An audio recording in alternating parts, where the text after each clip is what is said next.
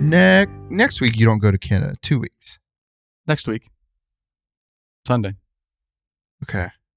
What do I think? I'm pretty sure. I'm pretty sure I go to Canada on Sunday. I have been It'll wrong. work itself out. I've been wrong about those things before, but Sure. no, pretty sure. Pretty Okay. sure. Yes. Canada. Here I come. Yeah, Fort I guess McMurray, then Calgary, then Cranbrook, British Columbia. I just had a calendar thing of the podcast, but you had canceled on it for some reason, but it was still on my calendar. That makes more sense. Okay. I move into my new house a week from tomorrow. A week from tomorrow. So what's tomorrow? Wednesday. Wow, next Wednesday. I know. Oh, that's great. I'll be in Canada. Yeah, you're going to be in You Canada. don't have to worry about me. I'll sign off on your day off. Thank you. Yeah. I will say that the timing is immaculate. Mm-hmm. And maybe I feel that way every time you go out of town. And I don't mean it in a negative way. Oh, that's such a nice I really thing to say. I really mean it very positively. Yes, he's gone again. Well, my schedule is often dictated by your schedule, which is fine. I think plenty of people who work at BuildWitt their schedules are dictated by your schedule. My schedule is dictated by my schedule. Sure, yeah. Your personal schedule is dictated by your work schedule. Shit, man. And but so when you're gone, it's a little easier to like work in my life into my work and my work into my life a little bit more, Mm-hmm. which I understand that that's a little bit of like a privileged place to be because plenty of people don't have that kind of flexibility. But so I'm glad that when you're going to be gone, I can working with the move-in process and vice versa. See, the funny thing is when I'm gone, I'm working more than when I'm here. You are. So Well, but it's also a different approach different too. vibe. You're kind of like, do you feel like when you come back from a trip, you're getting to things you've neglected? I don't think you're not like No, you don't neglect. It's this weird. It's like I didn't go on the trip. It's like I just go to my other job. Yeah. So it's not like when I'm traveling, I'm missing out on my day job. There are some things that I need to do. I mean, I'm very frequently on my computer on the hood of a rental car. Sure. Very frequently. But I try to cut out as much as I can while I'm traveling, just because I'm traveling. So I'm on planes or whatever it is. So talking on planes. My cell service a lot of times sucks. I'm in a coal mine and I don't want to be talking to somebody when I'm in a coal mine. I got to be present. So, and it's more cool to look at a coal mine than to be looking at your phone at a coal mine. Yes. Yeah. So I look at it almost like two completely different jobs. Well, and that's what everybody wants. 2 full-time jobs. It's awesome. Yeah. It's when I tell people, yeah, I live a very unsustainable life. They think I'm joking. I'm not joking. Well, yeah, and you One spoken day about that plenty I will bit. snap. Like, I can't do this forever. I I'm can going do to it right now. No, it's just, Yeah. I'm fine. I'm fine. Everybody is the I'm not upset. Is the vibe at the office any different when I'm gone? I don't think so. Bummer. I want to instill more fear. I want people to be fearful when It is interesting when I come into the shaking office. in their boots. If we don't have a podcast scheduled and I come in, I do find myself almost like trying to locate you. And I don't know if it's just, if I know Aaron's here, does that change something about what I'm going to do? I can't even speak to that. But I do find myself, if we don't have a podcast scheduled, I'll almost walk the long way to my desk. Just to be like, if Aaron's here, he might want to talk about. I don't know. I can't explain why, but I almost always do that. Yeah, If we do have a podcast, I know you're here, so I'm never going to go find you. Correct. If I'm in town and I'm here too, I typically don't leave the office, and I'll be here, from 6:30. I typically leave like around 3:30, 4. You're getting here that early? Work a little bit. Yeah, when you're in town? Yeah, 6:30 in the morning. Because I'll cook breakfast. Oh, that's right. I'll do a little work. You do some life stuff here. Then I'll cook my breakfast. That's then right. I'll go back to work. Yeah. Nice. I don't work that hard. Come on. Yeah, come on. Let's be serious. Yeah. But I try to limit any kind of having to go anywhere else when I'm in town because I need all the hours I can get. in the office working on office stuff. If you're in town for like a full 7-day period, how many hours do you think you're spending at the office? I mean, a full day every day. Every day that you're in? Yeah. I'm in every day I'm here. Every day I'm in town, I'm in the office. Mm-hmm. I do think that kind of makes sense more than, that's obviously not the expectation for anybody else who works here at BuildWitt. But because there is such like a personal connection for the space for you, I mean, obviously you put so much actual thought and planning and strategy into the space too. Like it is going to feel a little bit more like yours and an exciting place to be in than say other people who work just like where they work. Well, I built it to be a place that I want to be at. Yeah. Like so here we are. You built it for other people to enjoy, but also you really want to enjoy it. Yeah, and that's why I'm here all the time. I just like being here, and I like being with the people that we have here. Mm-hmm. And on the weekends, I'm here a little less now than I was before since I moved, because I really like where I live now. Yeah, that place is sweet. So I'll hang out at home a lot more too. Well, and I think kind of the way your new place looks, it kind of looks like a baby BuildWitt office a little bit. It's all brick. Yeah, old building. That's just my jam. Cool vibe. Yeah, you can't replace it. You can't get that with new construction. You can try, and I've seen people get close, but if you to get close, you have to be really focused on the details and do it right. And most people don't do it right. Mm-mm. Well, I mean, in Germantown where we are, there's that big Worthen.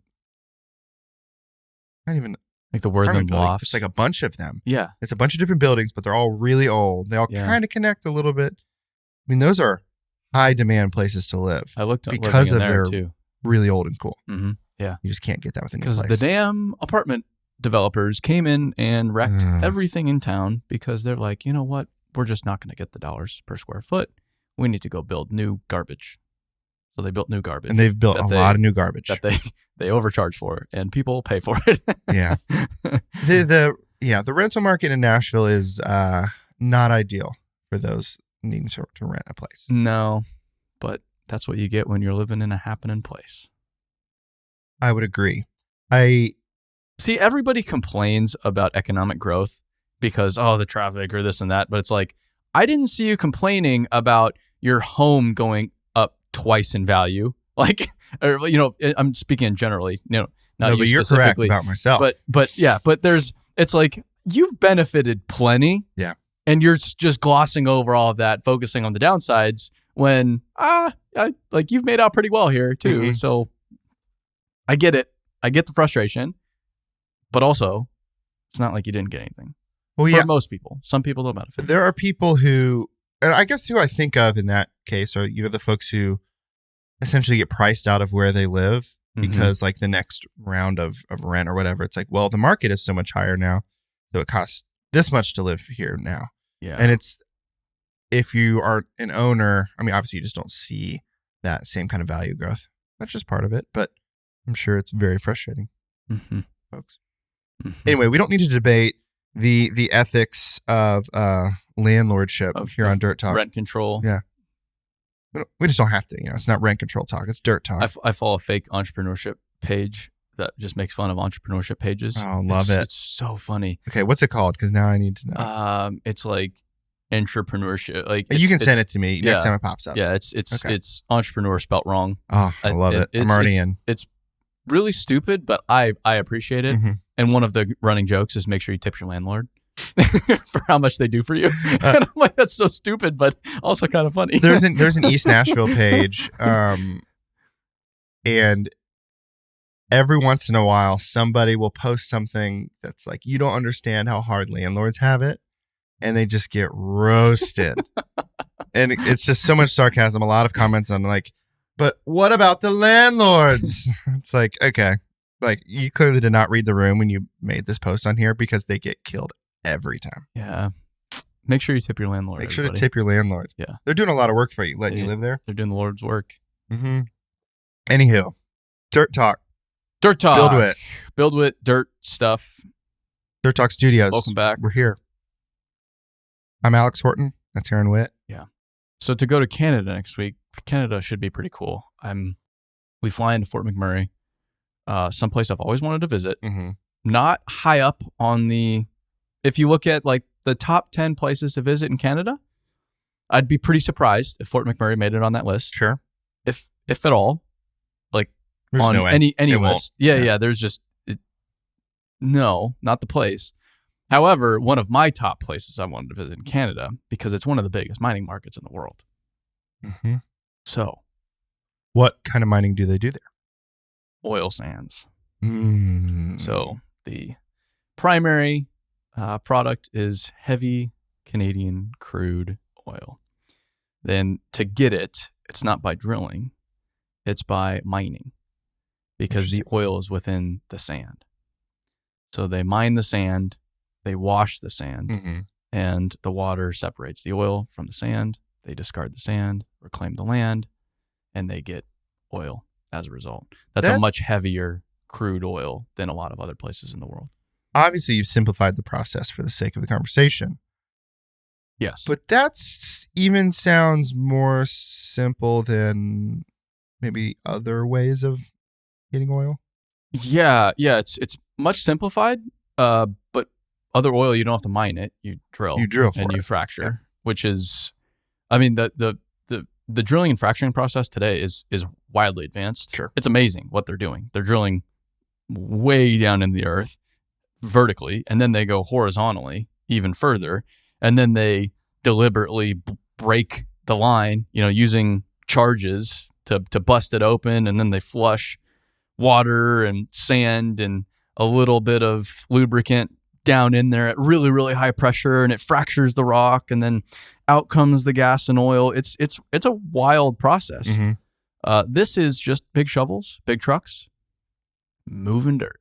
Yeah, it's kind of like a nice way, I think, to like an alternative. No, I'm not talking about the environment or anything like that. I'm just talking trucks moving dirt. Yeah, that's my speed. So Gotta have I just water. want to see it. I want to see what it really looks like. It doesn't historically have the best. The environmental groups haven't been super stoked about it. Sure. So it has a pretty bad. It has a black eye. Okay. Which is unfortunate because then the mining companies have just forbidden any kind of press whatsoever. Sure. And so no one knows Because it's not worth it. Yeah. If it, And now the hiring problem up there, gnarly. really. Crazy what these companies have to do to hire people up there right now. And it is all just a wage war, Mm-hmm. and the wages are ridiculously it is wacky. And especially with oil where it's at. They're like, because you're a little limited on oil production when it comes to drilling, because you don't just bring wells online overnight. You have to go drill them, you have to go fracture them, you have to build the infrastructure. Whereas with mining, it's a little bit different. The more material you move, the more oil you can produce, in theory. So there's a lot of years, and this is such a capital intensive oil production process that they need a barrel of oil to be, I don't know, it's like maybe, I'm speaking on my ass right now, but roughly like $60 a barrel, which is way higher than West Texas typically needs it to make money. Mm-hmm. So they have hemorrhaged money years prior because they've invested so much into these operations. It's more expensive to shut them down than to keep them running at a loss. Yeah.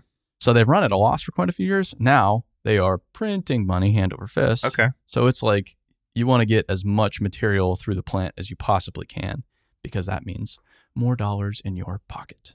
Somebody's pocket. In somebody's pocket. Not my pocket, but Not somebody's. my pocket. Typically soulless investors. Sure. Well, if you're making money, you're the bad guy. That's what they say. Yes. So Fort McMurray, really, really excited about that. Really cool. Then we go to Calgary, see some work in Calgary. We're going to see Finning Cat. Mm-hmm. So the cat dealer up there, which I'm really excited about. Then we go up into the Rockies, down into Cranbrook, through Banff to see our friends at McKay. Banff. Ugly place. Not even worth really enjoying while you're there. Joking, by the way. We'll just be driving through. Hey. Well, I might stop to take That a is peek. one of the best places to drive through. That's for sure. Someone's got to do it. Someone's got to do it. So Banff has been on my to-do list, we'd say, in terms of a place I would like to travel. my friends went up there 3 years ago, and I was supposed to go with them, but I was working. Go figure. How dare you? So couldn't make the trek to Canada, which was a little sad. But here I am going for work. Yeah, now your work pays for it. Your boss, what an idiot. Yeah, now my boss He's a pays sucker. for it. Yeah. Travel's a perk, man. I have it so good. I do have it good. You do have it good. Yeah. But also, it's hard. It's also a running joke. Mm-hmm. Yeah. Well, I'm excited to see the vlog content that's going to come out of this one. I think it'll be a good one. Especially a good one. I don't really know how it's going to end up. I don't like going to Europe earlier this year or going to the Middle East earlier this year. I knew going into it, yeah, this is going to be pretty damn good. Pretty damn good. Mm-hmm. This one, I'm optimistic that it's going to be pretty damn good, but I have no idea. It's more of an exploratory visit. Hello, Canadians. What you got? BuildWitt is here. Show us your dirt. Well, I feel like there has been a lot of interest both from people wanting BuildWitt folks to come to Canada as well as people are saying like you should go see this stuff in Canada. Yeah. We have a lot of people from Canada that listen to this podcast. Mm-hmm. Yeah. That follow us online that have said, come up to Canada, man. There is a lot of dirt up here. So here I am. I'm on my way. We'll see you guys soon. Meet and greet. Calgary Chili's. This week, Wednesday. The Calgary Tim Hortons. To be more clear. Yeah, Tim Hortons. They probably have Chili's up there. They probably have Chili's. They probably do. If they had Red Lobster in Dubai, that's what I was going to say. They for sure have Chili's in Calgary. The Texas Roadhouse in Dubai, right there. Yeah. Red Lobster and Texas Roadhouse. Oh my gosh. They probably have a Chili's, and I'm sure they have a Chili's in Dubai too. Yeah, good for Chili's. International brand. But now there's another international brand on the market. That's BuildWitt, baby. BuildWitt. International. Worldwide. What is it? What do you have to do to be an international company? I haven't figured that one out yet. Do you have to have employees in multiple countries or just do work in multiple countries? I think we just do work. Well, then I think we're an international company. So yeah, we've done work internationally from a photography video standpoint. And now BuildWitt Training, our software product, is certainly in multiple countries. Yes, in multiple countries. I think Australia for sure, Canada for sure, mm-hmm.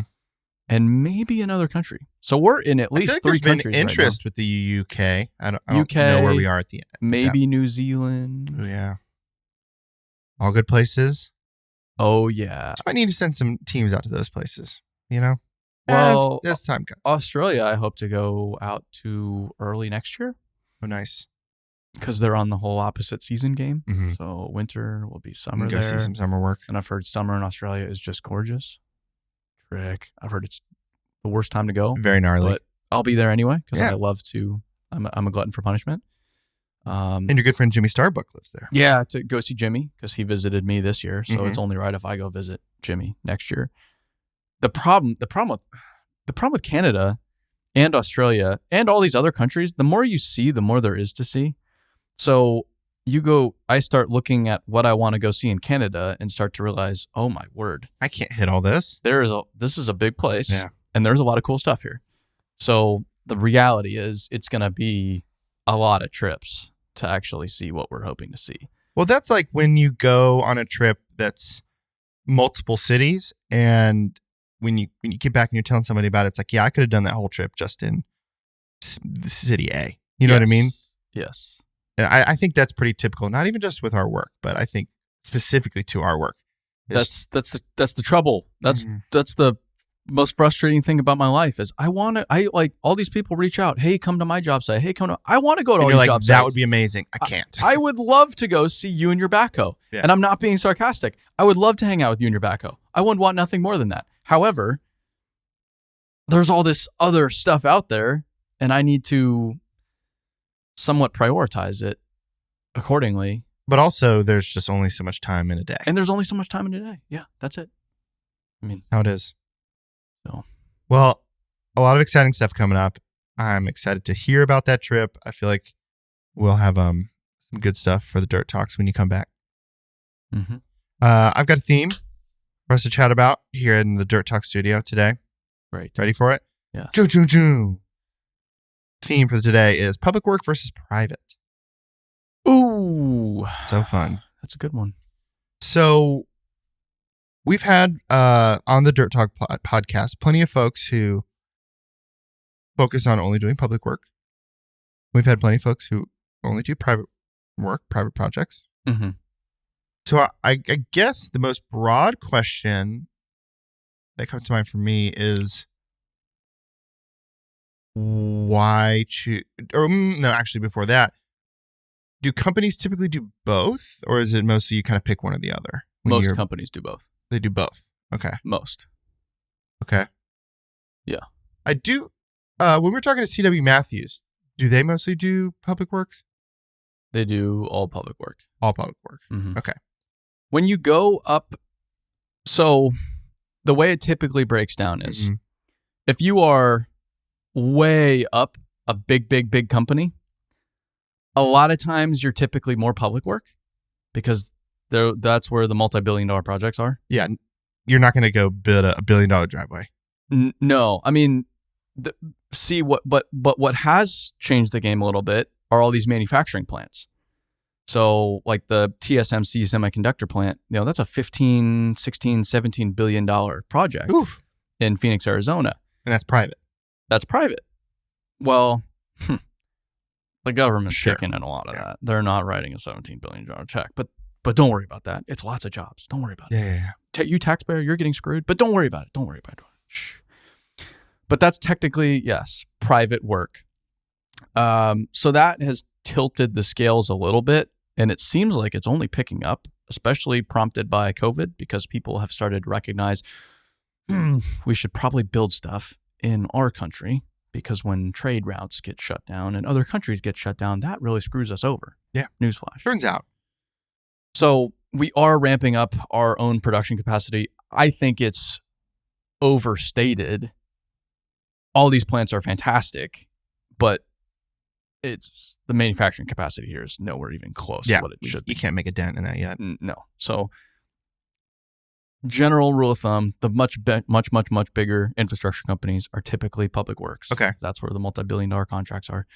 On the other side, the smaller companies are typically private, because that is the natural place to start out. Kind of like an easier club to get into. Residential construction, you don't need the resume. There's not all the paperwork and overhead required and bonding to go get into the public sphere. And then you start to get a little bit bigger, and then the natural progression is typically you start to do both. And most companies, a lot of companies in the middle, they end up with a blend of both. Okay. Sometimes they're all private. Sometimes they're all public. The ones that are all private are the ones that are, it's really good when it's really good, but that is a tricky place to be in at the same time, because then you get a little dependent on the market. So when the market goes down, if you're just working for residential, for example, now what? So the reason why a lot of companies in the middle split between public and private is because they're essentially hedging. No matter where the market is, they'll always know where to get they'll have work. Yeah, correct. Because your backlog with the government, all of that has been appropriated. The budget's there. So it's not like the government. I mean, sometimes the government can say, well, we're not going to do this right now, but that's rare. That's for design changes or permitting, whatever it is. So your backlog from your private sector or public sector is pretty strong. Private, it's pretty strong with the good companies, but in theory, a private company could pause their work at any one time. Yeah. And maybe they can't do that. Maybe that ends up in litigation or whatever it is, but now you're litigating against Amazon or whoever it is. So, or a big home builder. To do that? Yeah. D.R. Horton, or I don't know who that would be, but so that's kind of your spread. Okay. So then typically the benefits of getting into public work are just that the projects are typically bigger. They're typically bigger. There's always public work. Say the market goes down. It's governments are spending. Yeah, my mom works for a county engineer, and nothing changed with what they were. Yeah, so it's a little bit more stable. Mm-hmm. It's just good, consistent work. Okay. And there's no right formula. Like a CW Matthews, they're 100% public work. Because that just works out for them. Yeah, we know companies that are 100% private work. Great. It's working out for them. Great. Okay, awesome. What are the downsides then of getting into public work? It's the margins sometimes aren't as good. It's sometimes more competitive. I don't know if that's necessarily true or not. The administrative burden is a lot more because you need to manage all the paperwork and the pay apps and the permitting, and there's a lot more there typically. In public work, you're dealing with the public a lot of times. Yeah. So if you're building a highway, You see a lot of the public. There's cars and there's a lot more there. So it's there's a lot of hoops to jump through. You don't get paid as quickly typically. So sometimes you're carrying work for 30, 60, 90 days a lot of times, pretty often. Yeah, you gotta fund your own work. Yeah. You have to bond your projects, so you need significant bonding capacity if you're bidding larger work. A lot of it's alternative delivery. Well, not a lot of it, but some of it now is alternative delivery, so you need a resume to even get in the door. You're competing with much bigger companies a lot of times, like a BuildWitt, or a Floor, or somebody with much deeper pockets than you. So, and who can afford a smaller margin in the first place, right? Yeah, they're designed, like the companies are equipped to go build a job like that, build $1 billion job. But then there are certainly some companies who would be like, I just want to avoid that racket.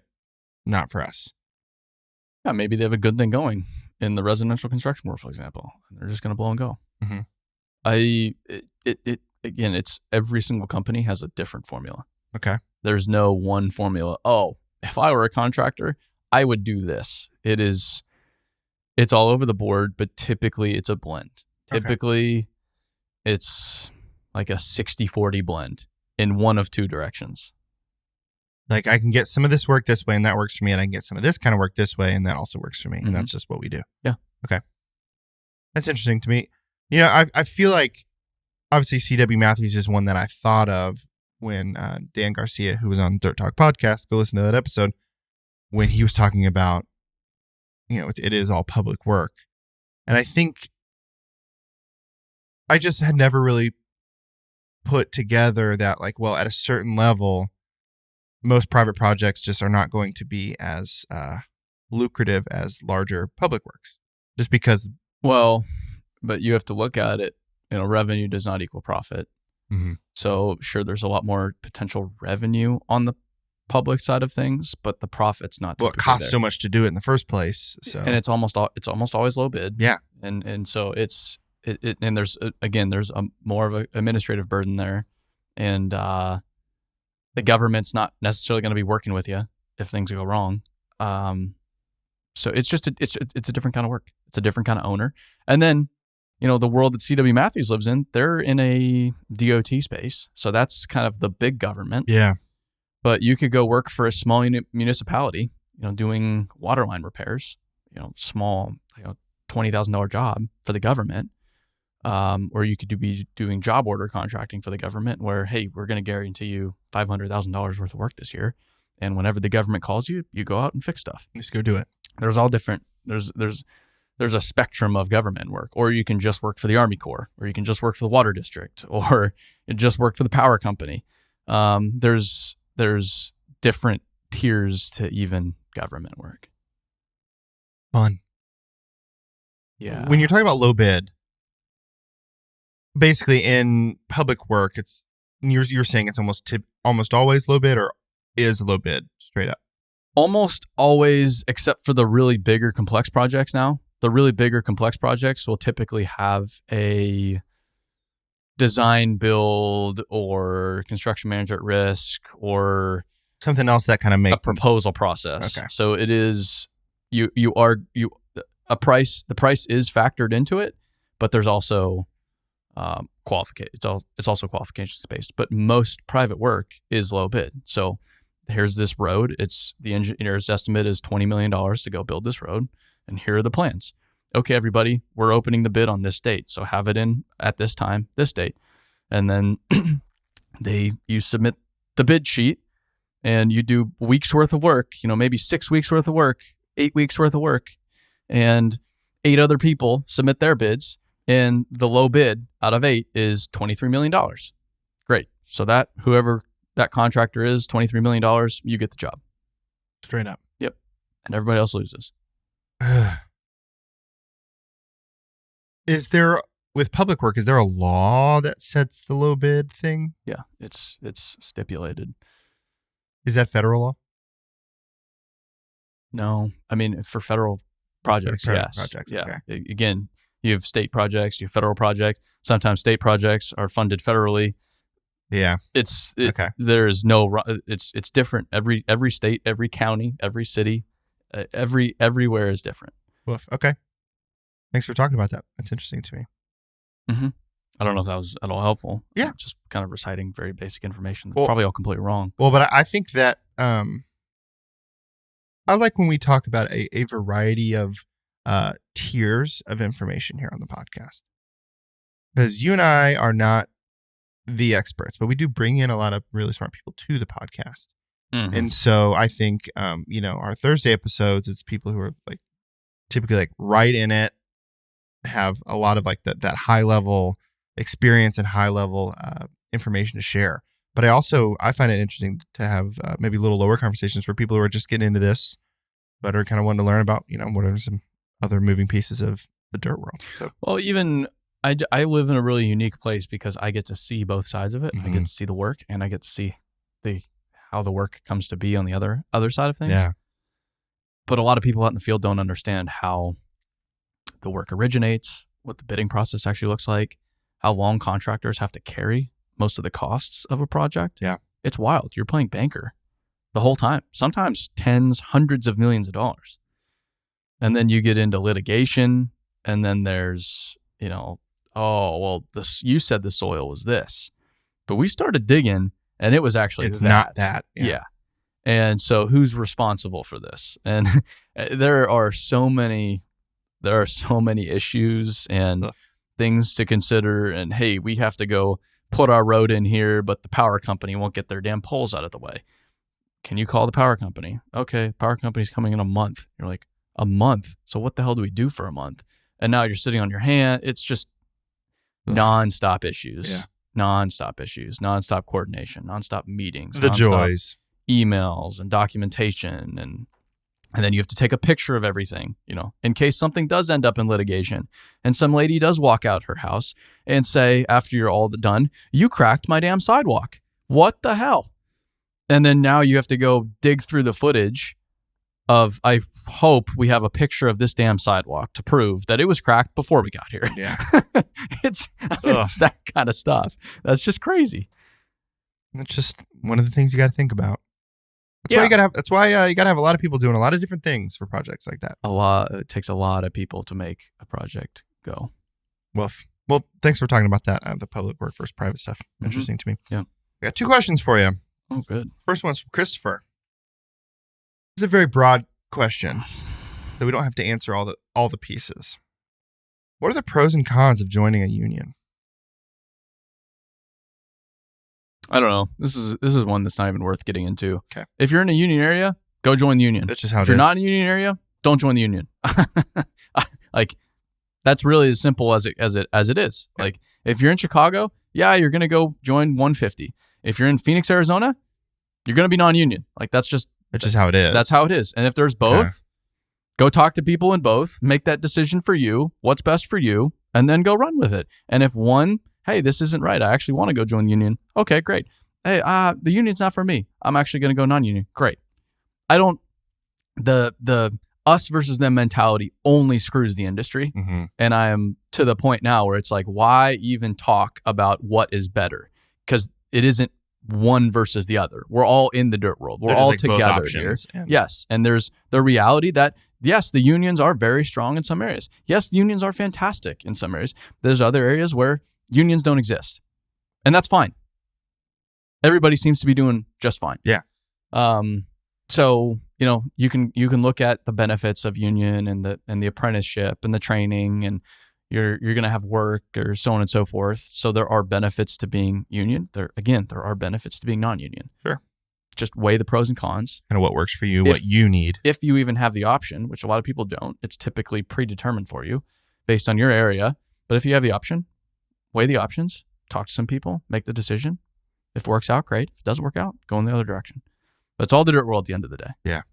So when you're talking about like Chicago, for instance, like you basically just can't get a job doing that kind of work if you're not in the union. Well, Chicago's a great example of just a really strong union part of the country. Mm-hmm. They have 150. They have a few other unions there that are just rock solid. Yeah. With their monster unions with tens of thousands of members, big training facilities, and although I've talked to a lot of those guys there, they love it. It's fantastic. It's a great. I see benefit. A lot of value out of They're that. really cared for. They're paid very well. They have this great pension, and there's some really, really phenomenal benefits to it.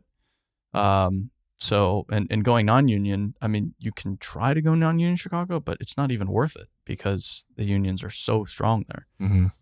It just limits kind of what you can do outside of the union. Yeah. Okay. Yeah. But again, I'm tired of this or that. It's they want it to be binary. They want it to be fighting amongst ourselves, but that's missing the point. That only screws the industry. We're trying to develop the workforce. We all need to be on the same damn team, union or non-union. It shouldn't matter. If you move dirt, you move dirt. And if you're part of the union, great. Like that's fantastic. And if you want to be proud about it, great.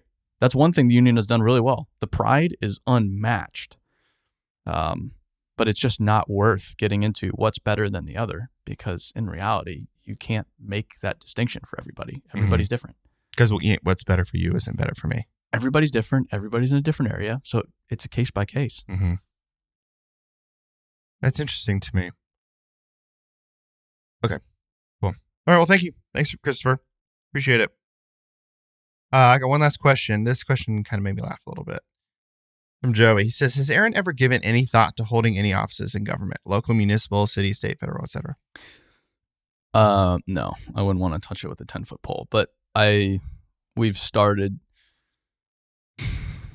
If we're actually going to go develop the workforce, we're going to need to get into government. Mm-hmm.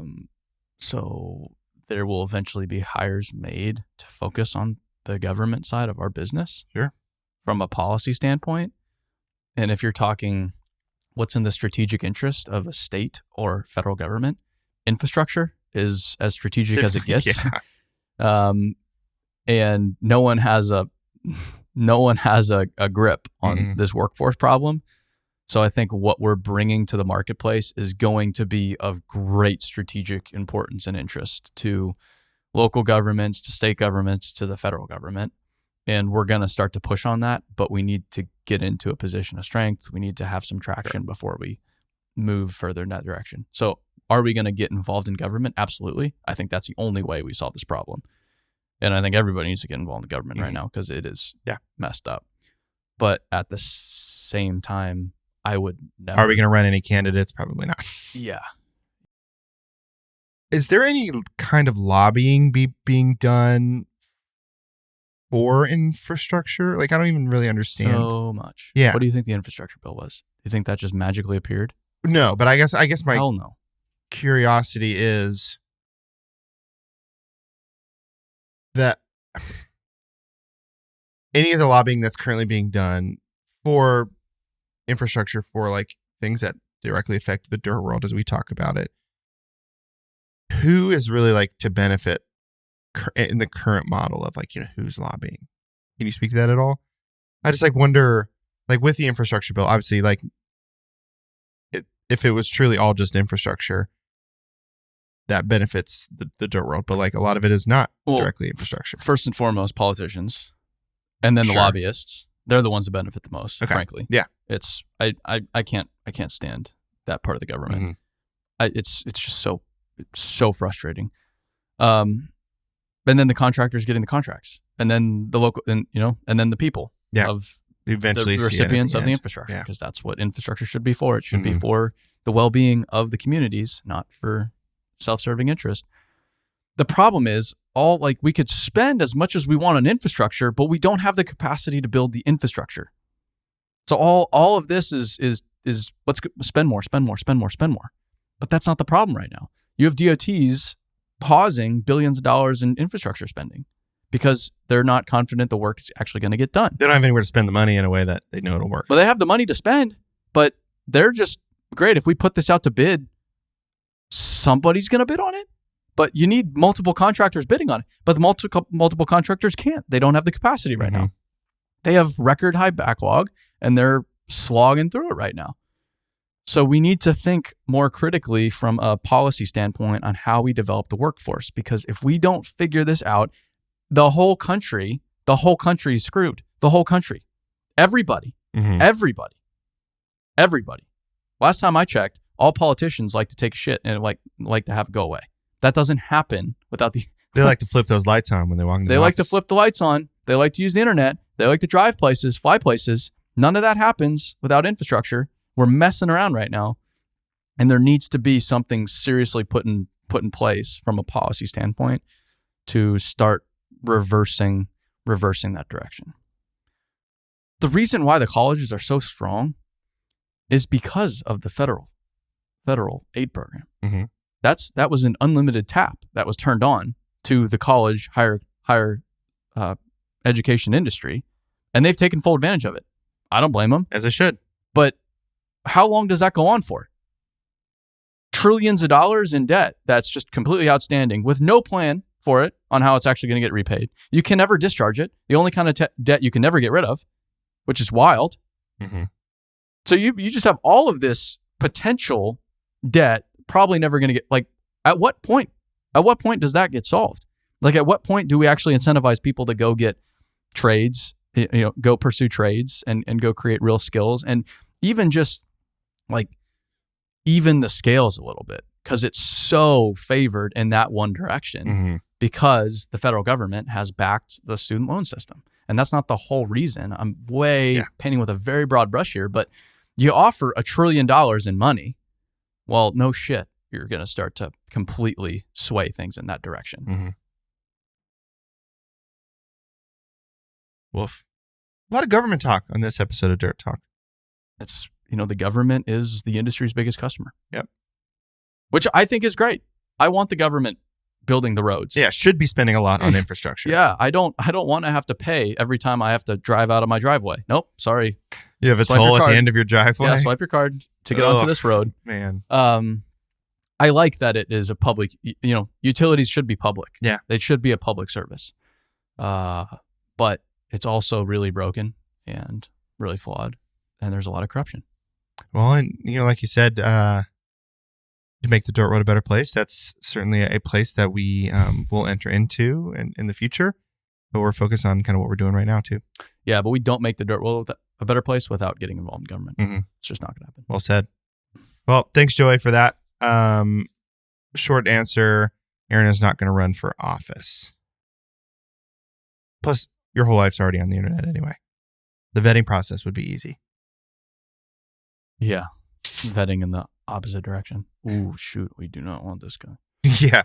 You're like, turns out we actually know all we need and we do not want him. Big oof. Got it. Well, I think that is a Dirt Talk podcast, my friend. Okay, everybody. Thanks for listening. If you have topics, send them on over to dirttalk@buildwit.com. If you haven't checked out the BuildWitt vlog, search Aaron Wood on YouTube. Full bore. There was a new podcast drop. There was a new vlogcast.